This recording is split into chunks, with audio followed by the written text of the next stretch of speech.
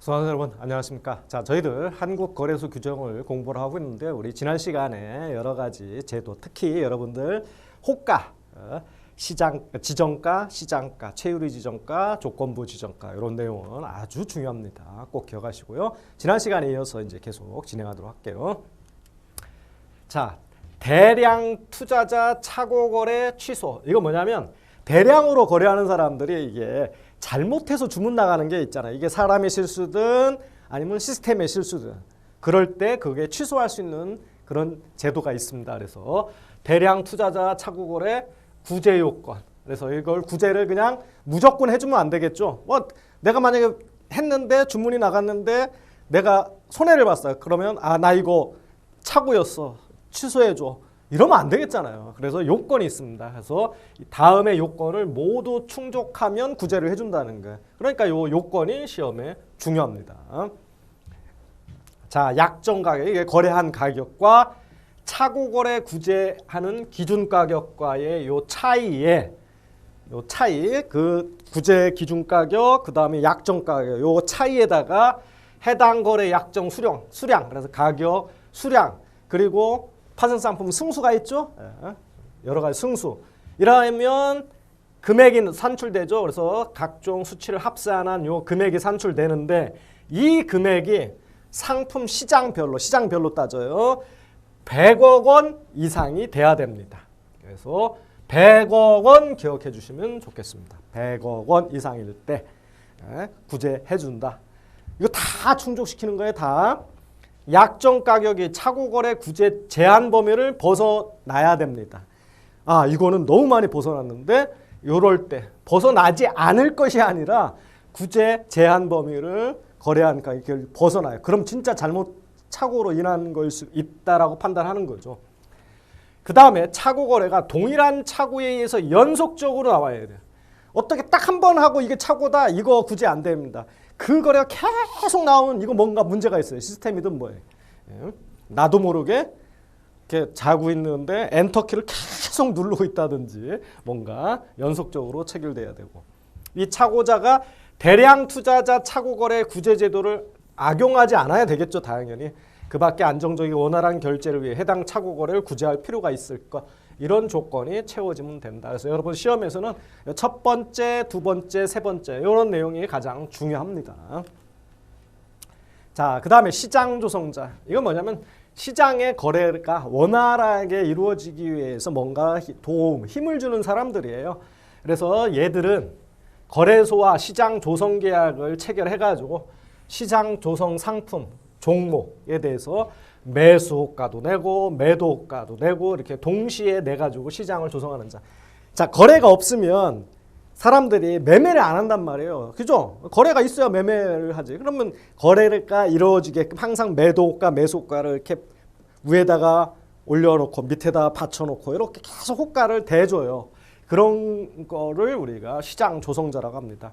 그래서 이 시장 조성자가 되려면 금융위로부터 승인받은 투자 매매업자여야 되고 거래소 파생상품 회원이어야 되고, 그 다음에 소속된 임직원 중에서 시장 조성 담당자도 지정을 해야 됩니다.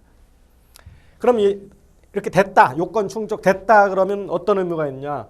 시장 조성 계약에서 정한 그 상품의 모든 종목을 대상으로 시장 조성 의무가 있는데, 다만 시장 조성 호가를 의무적으로 제출하도록 정한 종목에 대해서는 시장 조성 호가를 제출해야 된다. 자, 시장 조성 종목은 계약에서 정한 시장 조성 상품, 그 모든 종목이 시장 조성 종목의 대상입니다. 근데 호가를 의무적으로 내도록 정한 종목이 그 중에서도 있을 거예요. 그걸 우리가 시장 조성 의무 종목이라고 하는데, 여기에 대해서는 당연히 시장 조성 호가를 의무적으로 내야 됩니다. 그럼 이렇게 하는 자들은 어떤 혜택을 주냐? 일단 시장 조성자는요, 그 시장 조성할 때는 시장 조성 계좌, 그 계좌를 이용해서 시장 조성을 해야 돼요. 그래서 요 기간 동안 시장 조성 상품의 수수료 범위에서 거래 실적에 따라 대가를 준다. 적어도 수수료가 나오면 그 수수료 범위 내에서 반대급부를 준다는 거예요. 그래서 주식이나 주가의 선물 옵션, 시장 조성자의 경우에는 위험을 회피하기 목적으로 거래하는 주식에 대해서 증권거래세도 면제한다. 그래서 수수료 범위 내에서 대가 주는데 이럴 때는 거래세도 면제해 준다는 거. 그 다음에 시장 조성자가 아니고 시장 기여자라고 있습니다. 시장 기여자. 그래서 시장 조성자 말고 시장 활성화에 기여한 자를 이제 시장 기여자라고 하는데, 얘가 납부한 수수료 범위 여기서도 대가를 줄 수가 있어요. 그래서 시장 기여자가 시장 기여에 따른 대가를 지급받기 위해서는 내가 시장 기여 전용 계좌를 거래소에 신고를 하고 거래소와 대가 지급에 관한 계약도 사전에 체결되어 있으면 이런 대가 혜택을 받을 수 있다라는 거. 뭐 그 시장 구성은 크게 뭐 중요치는 않고요. 자, 일단 거래 증거금, 증거금은 중요하죠.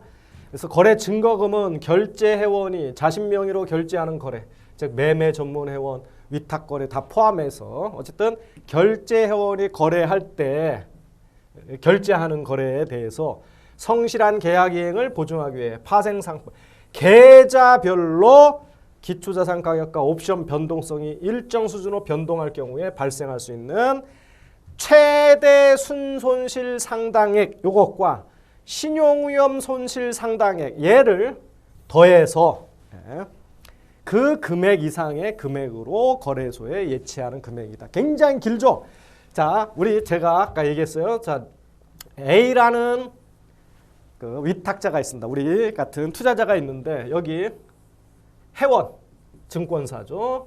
회원 거래소 회원, 그 중에 결제 회원입니다. 그리고 이쪽에 이제 거래소가 있어요.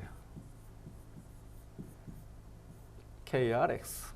우리가 여기 주문 내면 여기서 이제 호가하고 결제 회원은 자신의 명의로 결제할 수 있는 회원이죠. 자, 우리가 내는 증거금은 위탁 증거금이에요. 위탁 증거금이고 그 부분의 위탁 증거금의 일부를 회원이 거래소에 내는 게 거래 증거금입니다. 그래서 증거금 좀 구분을 좀 해주셔야 돼요. 그래서 이 거래 증거금은 결제 회원이 내는 거예요.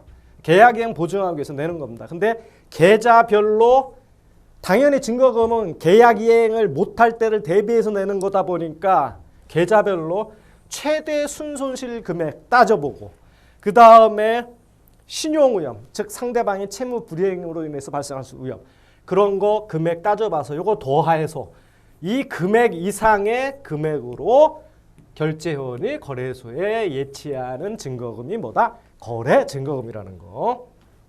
그럼 이런 거 따져야 되잖아. 이런 거. 그래서 거래소의 거래 증거금 산출은 어떻게 따지냐면 계좌 내에서 거래되는 모든 선물, 옵션 이런 거래를 하나의 포트폴리오로 간주하고, 왜냐면 하나의 계좌에 계좌별로잖아요. 계좌 내 여러 거래가 있어요. 여러 거래가 있는데 그걸 전체가 하나의 포트폴리오로 보고 계좌 내에서 발생할 수 있는 최대 예상 손실을 종합적으로 고려해서 산출하는 포트폴리오 위험 기준 방식이다. 왜냐하면 여러분 우리가 옵션을 팔면 굉장히 위험해요. 그죠? 옵션 매도 포지션 하나만 있어 위험하잖아요. 주가가 기초자산이 하락하면 뭐 무한정 손실이 발생하니까. 근데 옵션을 매도한 게 있고 여기에 선물을 또 매수한 게 있다. 그러면 떨어질 때 옵션 매도 포지션 하나만 갖고 있으면 기초자산이 하락하면 어마어마한 손실이 생기는데 선물에 매수 포지션이 있으니까 선물 참 매도 포지션 죄송합니다. 선물 매도 포지션에 있으면 떨어질수록 매도 포지션 선물에서는 이익이 생기잖아요. 그러니까 둘이 어느 정도 상쇄가 된단 말이에요. 그러니까 하나의 포지션만 갖고 위험을 따질 때는 굉장히 크지만 포트폴리오 내에 이렇게 서로 상반되는 포지션을 갖고 있으면 위험이 상쇄되고 이렇게 줄잖아요. 그래서 그런 걸 고려한다는 얘기예요. 그래서 포트폴리오 위험 기준으로 증거금을 따지는 게 합리적이죠. 당연히. 그 다음에 사전 증거금과 사후 증거금 혼합 방식을 채택한다. 그래서 이걸 콤즈라고 그래요. 뭐 이런 영문을 씁니다. 이런 방식. 중요한 거 요거 포트폴리오 위험 기준입니다. 거래 증거금은 결제 회원이 거래소에 내는 거다. 그럼 거래 증거금은 뭘 내냐? 회원은 거래 증거금을 현금으로 낼 수도 있고 대용증권 또는 외화나 외화증권으로 낼 수가 있다. 중요하죠? 증거금으로 낼 수 있는 수단. 현금, 대용증권, 외화, 외화증권. 여기는 뭐 주식, 채권 이런 게 들어가죠.